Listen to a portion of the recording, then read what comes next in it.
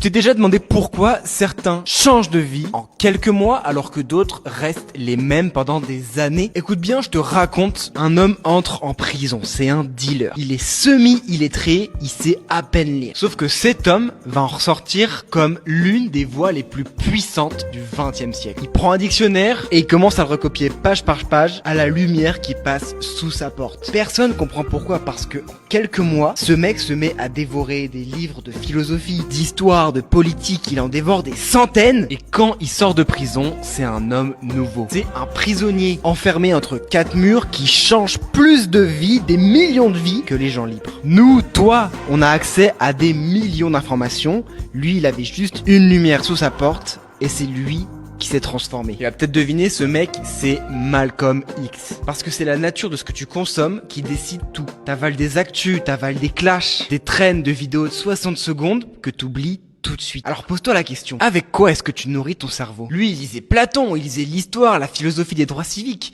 Chaque livre forçait son cerveau à se recabler. Perso, j'ai pas beaucoup de qualités. Mais celle qu'on me sort tout le temps, c'est que je suis flexible d'esprit et que je change beaucoup d'avis, même de mode de vie. Et la raison, elle est là. Je m'expose à des contenus transformateurs, des trucs qui retournent ma façon de penser. Alors pose-toi la question, que tu consommes tous les jours, en quoi est-ce que ça te transforme? Essaye d'être aware, d'être attentif à ce que tu fais rentrer dans ton esprit. En tout cas, moi j'entends des remerciements pour ce compte. Voilà, je dis ça comme ça.